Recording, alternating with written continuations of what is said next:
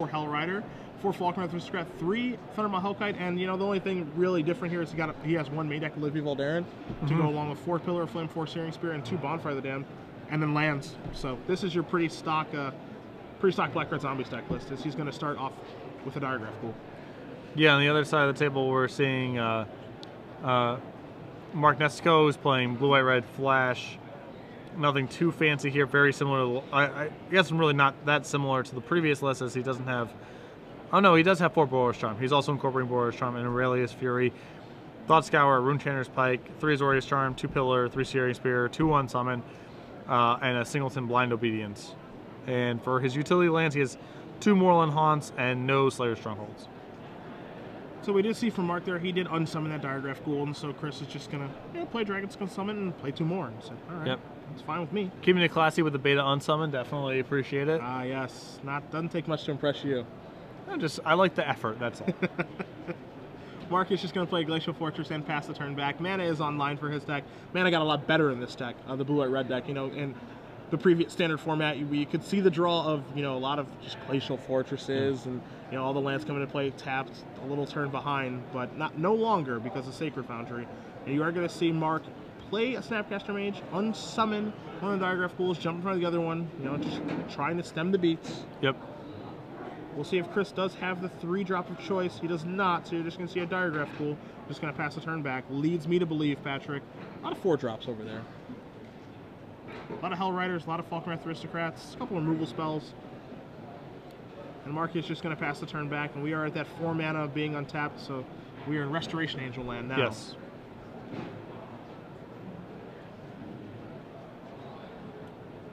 So let's see what Chris is going to choose to do. Is he afraid to attack or not? As we're going to see Cavernous Souls here. It's going to name a card type, and we will have that for you guys in just a moment. Likely Vampires, could be Devil, though. Either way, coming across, and Restoration Angel is here, and it's going to jump in front of the Diregraph Ghoul. Perhaps too ambitious of attack there by Chris. Yeah, maybe you just get in with the Aristocrat there, nothing else. Either way, now the Diregraph Ghoul bites the dust, and because of the attack, the Diregraph Ghoul biting the dust, something as simple as a Pillar of Flame or a Searing Spear can take care of the Aristocrat, and you can't really afford to have your Aristocrat bite the dust to a single removal spell. That's what makes it so good. Yep. And once you're at this stage of the game, your flyers are so important, the ground gets locked up, or those guys just kind of get invalidated or killed by Snapcaster flashbacks and that kind of stuff. So, but Mark doesn't have it. Ooh! So, oh, look at this, little crafty.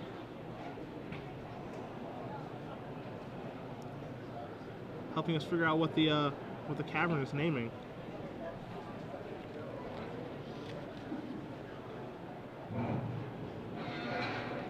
So let's see what Chris is going to come up here, and maybe can't cast Thundermaw right now. Oh, it's is it maybe it's on Vampire? I believe that signifies Vampire, yes, but they're going to get that cleared up there. Yep. And so we're going to see a Thought Scour here from Mark. It's going to turn over a Geist of St. Traft and a Glacial Fortress, and it's going to draw him a card. Chris, no attacks here. It doesn't look like he has very much going on.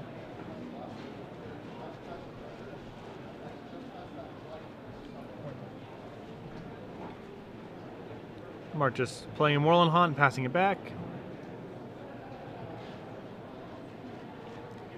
A Rakdos Guildgate. Everyone's favorite dual land. When you need that second red mana the most, Rakdos Guildgate is here to delay you 1 turn. I've never needed a red mana that badly as to play an Urborg Volcano. There's no way that would ever happen on my watch. So Mark does have a turn of reprieve here, as you're going to see a Clifftop Retreat. Moorland Haunt here looming, can make a Spirit token with those 2 creatures in the graveyard. Chris emphatically untaps his Rakdos Guildgate. Is it time for a Hell Rider or a Thundermaw Hellkite? Thundermaw looks like. Dragon time. Alright, trigger resolves.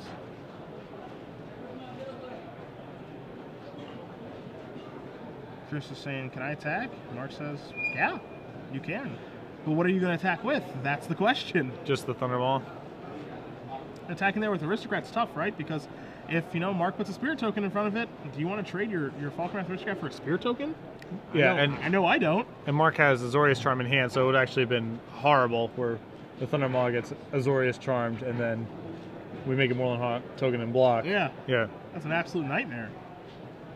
But either way, good attack there by Chris. Thundermaw Hellkite does just come across by himself. You are going to see a Moreland Haunt activation here by Mark on Chris's end step. Going to get that Spirit token into play. Attention Magic players, if you sign up for $10 booster draft number 3, please report to the side events banner. $10 draft number 3, please report to the side events and draw a banner. card here.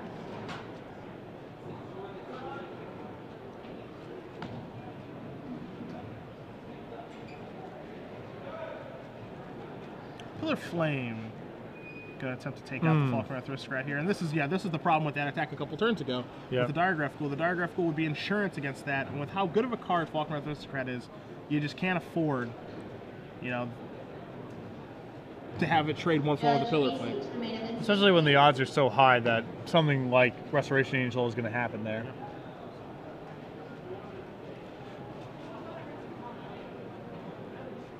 So Chris is going to untap and he is going to draw here. He's got Thundermaw Hellkite as his main weapon here. Not quite sure about the cards in his hand and what he can cobble together. He is a little bit behind right now. I think we're going to see another dragon. It's a double dragon time. It is. So another Thundermaw Hellkite here. Trigger resolves. Is going to take care of the Spirit token. Restoration Angel was already tapped from the attack. Now here come the dragons, and I think we're going to see that Azorius Charm that you spoke about. Going to put that dragon back on top. You're going to see a Spirit token jump in front of the other dragon. And for Chris, you're feeling okay, you know, barring a Thought Scour here from Mark targeting Chris's library. You're feeling pretty good. Yeah. It's kind of funny, you know, Mark had these good tempo plays and got good value out of stuff, but sometimes 5/5s is just bigger than 3/4s, and that's just how the game breaks, you know? You're going to see a Sulfur Falls here from Mark. And it looks like he's going to slow down. Restoration Angel is back on D. The thing is, it doesn't do a particularly good job of playing defense. Yeah, it's not clear if it's going to get the block here unless he's got some sort of counter for that Thundermaw on the way back. And so now you are going to see Thundermaw, and the Restoration Angel is just tapped now. So, you know, it makes you wonder why there was no attack there from the Restoration Angel. May have missed out on 3 points of damage, which may end up mattering down the road. Well, I think there's some value in Mark trying to declare, like, I have a bunch of tricks in my hand. Think about playing your Thundermaw Hellkite before you actually do it. Sure. Since he's so close to death anyway and he has no action, I think even if there's some low chance you get Chris to not play his Hellkite there, it's worth holding back on your Restoration Angel. And what you see from there from Mark is just an unsummon on the other Thundermaw Hellkite. The 5 damage does get through, and you're going to see a concession here. So yeah, nothing doing there from Mark, just a bunch of empty draw steps. Again, as you said, a really good start to the game. A lot of good tempo plays, removal, and, you know, staving off elimination, and then just dying to dragons. Yeah, I mean, if you don't have... did Mark cut... Mark does not have Revelation in his deck. Okay, so he's very mid-rangey without it. Yeah, okay. Yep. And I was about to say, these blue-white-red decks, when they don't have Revelations, unless they're closing out the game quickly, they often start, like, kind of fumbling around. Like, they come out of the gates very efficiently because you have, like, cantrips, good removal, a good curve, some good tricks or whatever, but that stuff starts to peter out unless you have Revelations for gas back up, and then you can afford to be using cards unsummoning or using 2 pillars to kill a guy or whatever because you have so much velocity and extra cards at that point. But in the absence of that, you can often lose to something just like, yeah, he played a Thundermaw Hellkite and Azorius charmed it and unsummoned it for a couple turns, but I didn't have enough traction to kill him quickly. Yep. And so I couldn't hold it off forever and eventually just killed me, which is what you saw that game. Now, taking a look at Mark's deck list, because he is going to be up on the play this game. I know you have that in front of you. What can he do to fight the zombie menace? Well, he has 3 copies of Supreme Verdict and an extra copy of Pillar of Flame. So I assume that he's going to want, you know, more sweepers, more cheap removal. And he has, I don't really know if it's at its best here, but he does have 2 copies of Dungeon Geist. I think Dungeon Geist is more for similar decks. Sure. I think it's like Insane in the Mirror, for example. But it's possible here he may want to try sculpting a plan of Supreme Verdict, fending him off, using unsummons and Azorius Charms to buy time and landing that, which is often actually quite hard for black-red zombies to kill. So I wouldn't be surprised if he took that kind of angle of the game. Yeah, taking a look at Chris's deck list, he does just have the 4 Steering Spirits to actually take care of a Dungeon Geist. It does require some, some assembly required to make Dungeon Geist good, but I think if you are able to get that assembly done, it's actually going to be quite good. Right. As thinking of just how he just did lose that game, Dungeon Geist and one of those Thermal Hellkites would have been pretty good. Right, yeah, exactly. Yeah. Taking a look at the sideboard here for Chris, he will be on the draw this game. 4 copies of Vampire Nighthawk, 4 copies of Skullcrack, 2 copies of Dreadbore, 2 Rakdos Charm, 2 Slaughter Games, and an additional Olivia Valdarin to go with the one in his main deck. Skullcrack is a card that, when you're playing against a blue-white-red deck, I think it's a card that you initially think that you do want to sideboard in just because of the threat of Sphinx's Revelation. But that card's not here. And if you're Chris, you don't know that, because it's safe to assume, if I'm in Chris's spot, that Mark has some number of those cards in his deck. And we know that he doesn't. But again, I think if I'm Chris, I'm probably going to bring in the Skullcracks anyway, just because Pillar Flame is just very lackluster in this matchup. Yeah, and I mentioned this. There's some Facebook thread I was involved with where someone's talking about Skullcrack not being that good against those cards, and for me, it's just you often have very little to sideboard in against decks just in general because you have to remain pretty homogenized, and the matchups where Pillar Flame is bad, often Skullcrack is good. So that's such an easy swap to make that if nothing else, it improves your sideboard dramatically. Sure. It doesn't answer. It's not like it beats Thragtusk, but it certainly makes your deck much better against Thragtusk decks when you have Skullcrack instead of Pillar Flame. So it's a huge upgrade.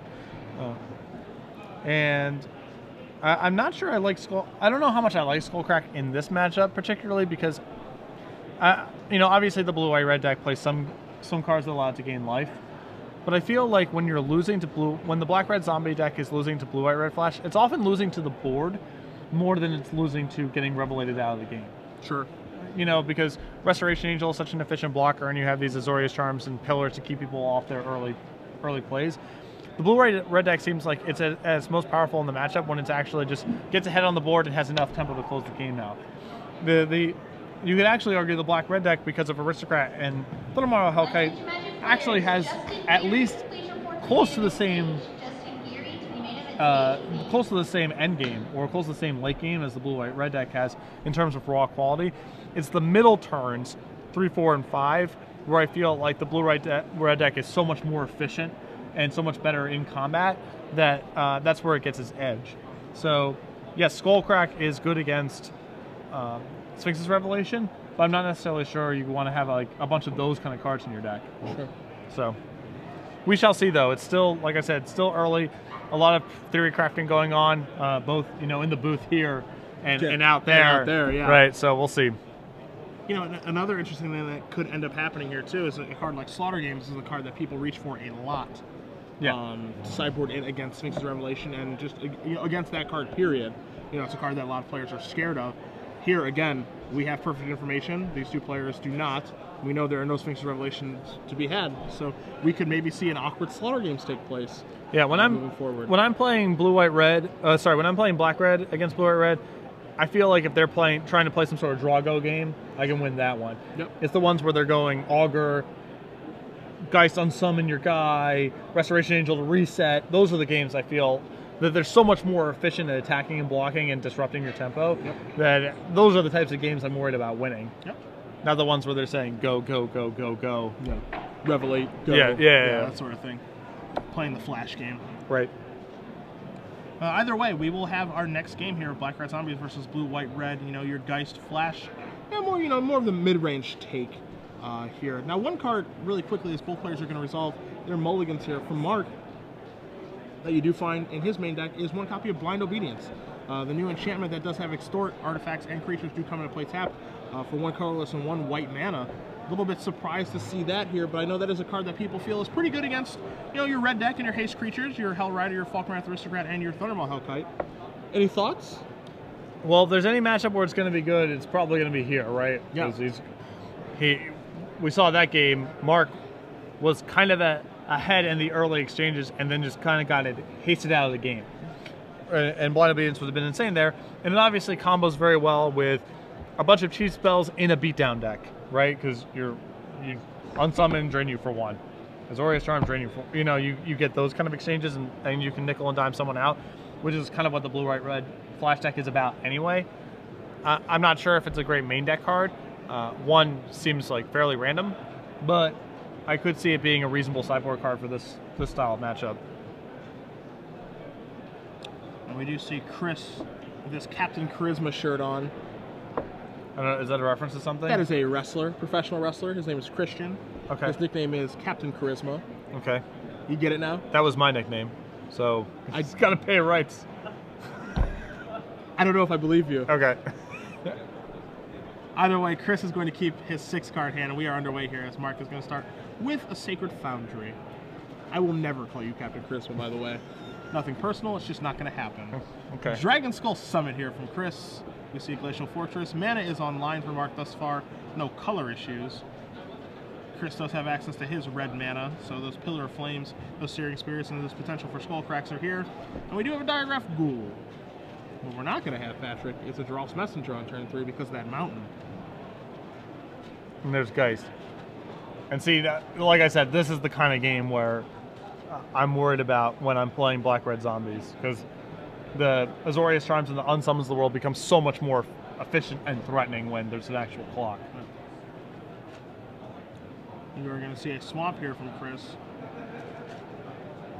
He's going to get in. You know, this is the tough part, right? If you play defense, you're going to open yourself up to Azorius Charm, open yourself up to any of those burn spells. You're going to open yourself up to Unsummon.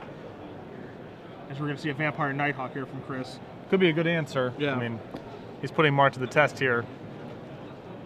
But if you're attacking, then you're saying, okay, I'm not scared of that Geist at all. But I mean, who's not scared of a Geist realistically? It's almost impossible not to be. So you are going to see Searing Spear take care of the Nighthawk. That's a huge answer for Mark. And now you're going to see Geist of St. Traff plus the Angel come across. 6 damage going to Chris is going to knock him down to 14. So the race is on here. And as you said, if you're getting this racing situation against the Geist of St. Traff deck, it normally favors the blue-white-red deck. Yep.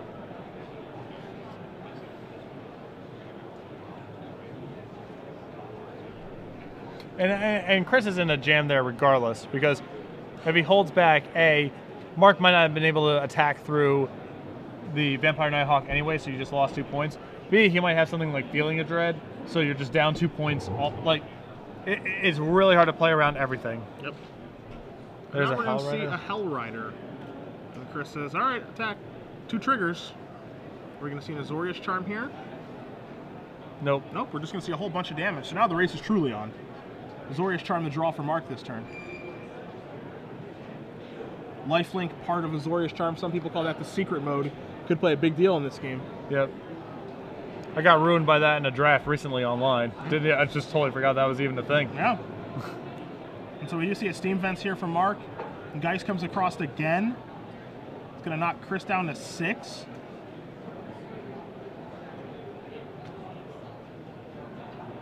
And now we're going to see a Snapcaster Mage and a Searing Spear take care of the Hell Rider. Yep. So a good exchange there. Again, the racing situation, as good as Hell Rider is in a racing situation, Mark's cards are very, very good in this sort of situation. Between Snapcaster Mage, those Spears, Azorius Charms, Unsummons. Ideal cards here. Yeah, like I said, these are the games where I'm most concerned about, where I feel the most behind when I'm in Black-Red shoes.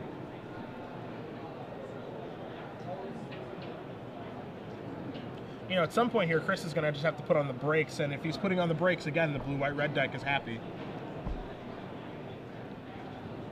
I assume we're going to see no blocks here if Chris goes to attack, because can't imagine a block. the Angel plus either of the 2 creatures are lethal, so Yep. he needs to generate quite a bit of blockers. So Mark does just take that 2 points of damage, draws his card.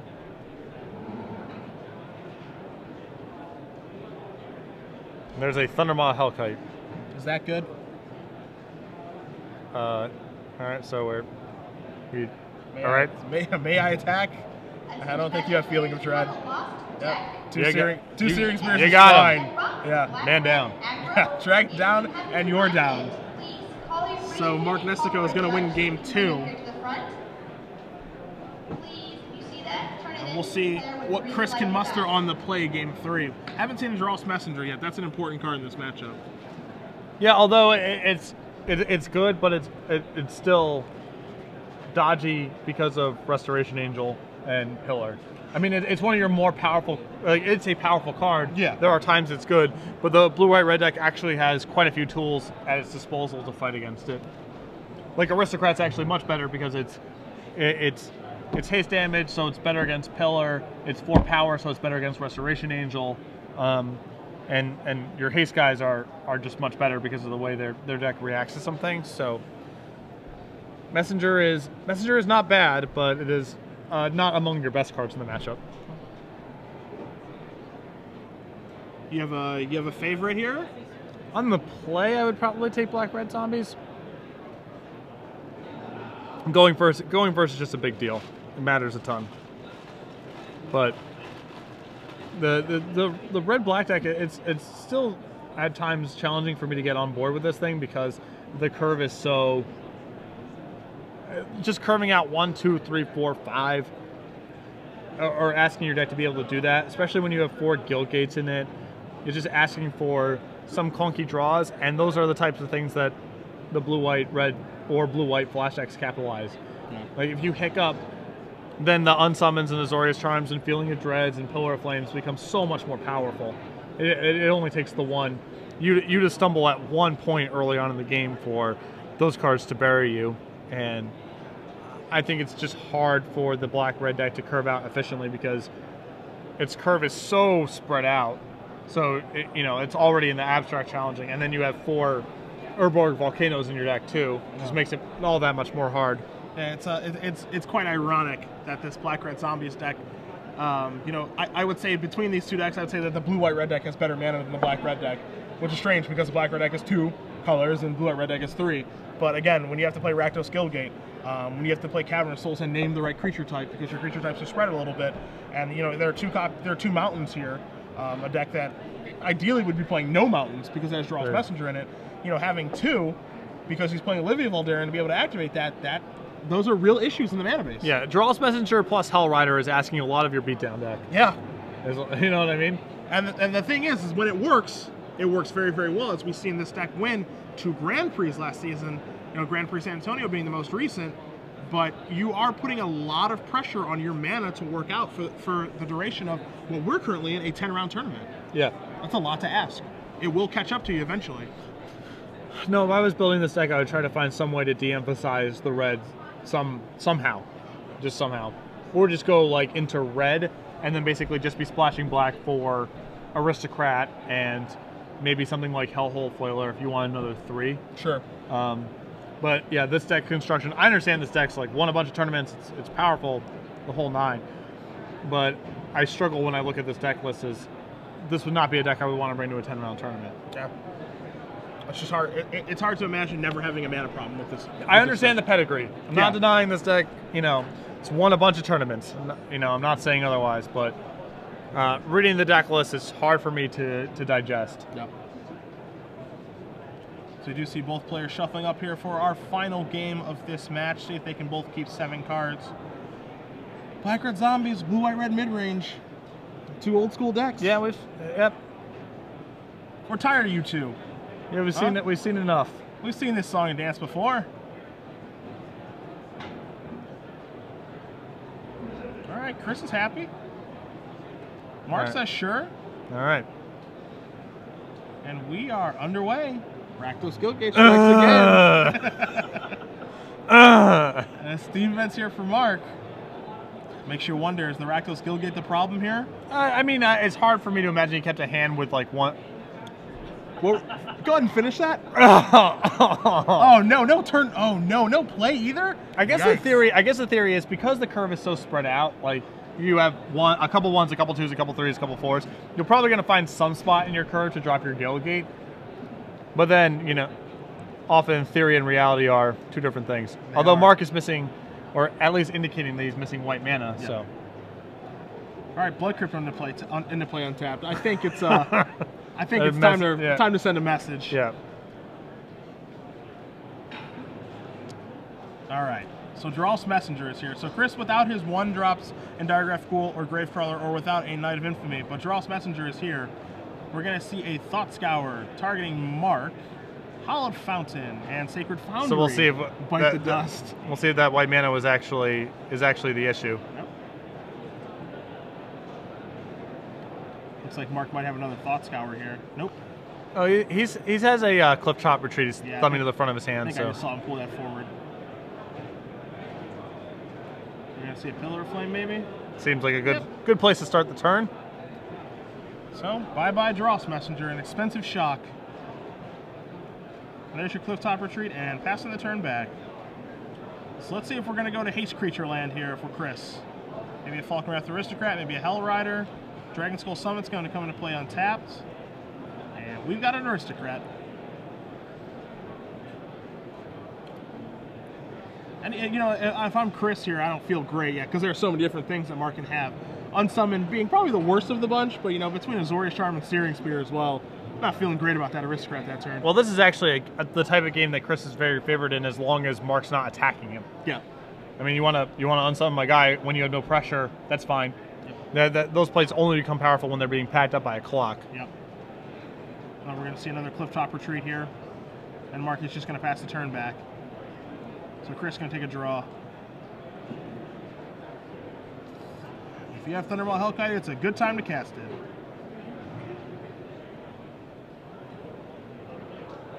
And he does. So we're going to see Thunderbolt Hellkite put on the stack here.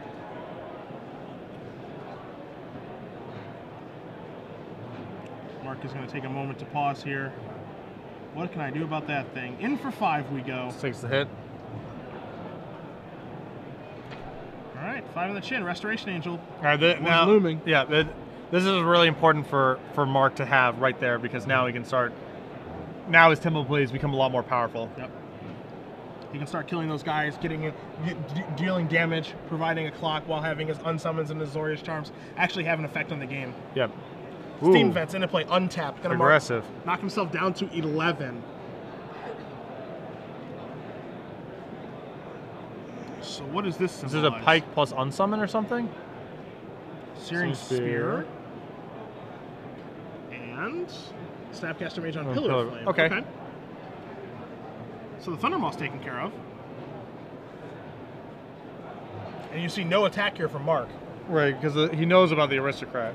So now he has to hope again that there's not a second Thundermaw Hellkite here from Chris, and we know that he has 3 in his deck. Drew 2 in the first game.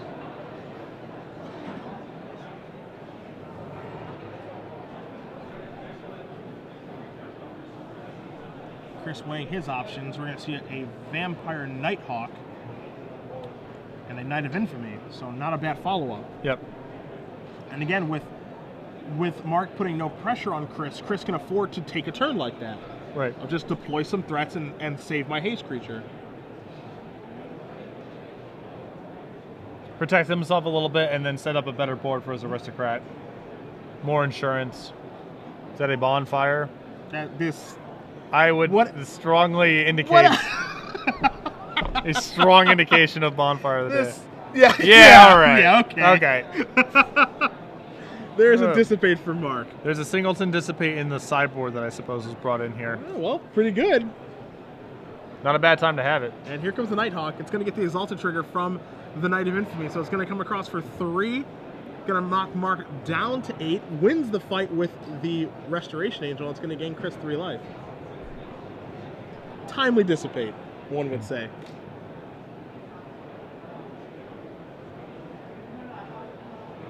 So you see Mark does Thought Scour on the end step, draws a card there, draws a card for his turn. Guy's the Saint Trapped in his hand, among other options. Yep. Guy's done his best here with being so far under the gun here, and looking at Knight of Infamy, just not the best board. Yeah, and he still knows, as you're going to see Sulphur Falls, just like we know, and you guys know at home, that Falkenrath Aristocrat is looming. Mm-hmm. Chris is going to take a draw step carefully. Got to be careful with those draw steps. It could be Bonfire Clock anytime now. Rakdos Guildgate, numero 3, numero tres. You guys can't see Patrick right now, but he's flaring his eyebrows. Here comes the Vampire Nighthawk.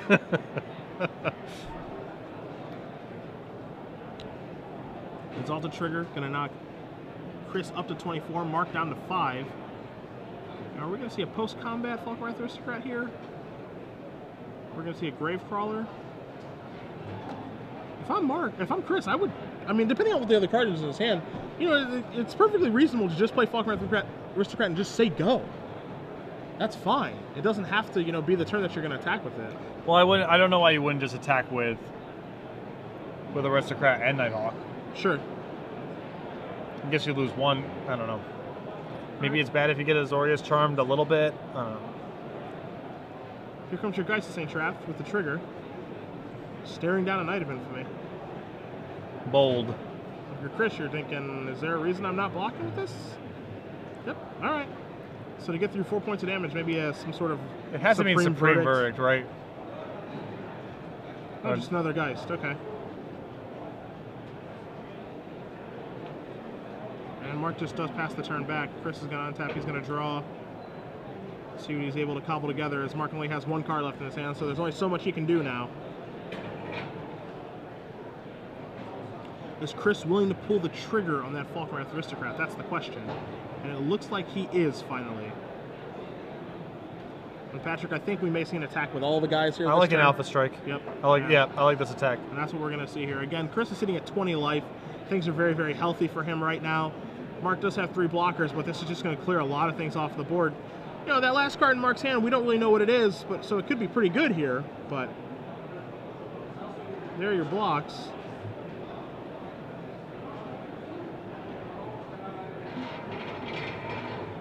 Looks like all the damage is going to happen. Some things are going to go away, and a Skullcrack is going to end the day. Yep. So Chris Kaska, with his black-red zombies deck, kicking it old school. Right. Beats Mark Nestico and his blue-white-red Geist deck. It's really hard to say old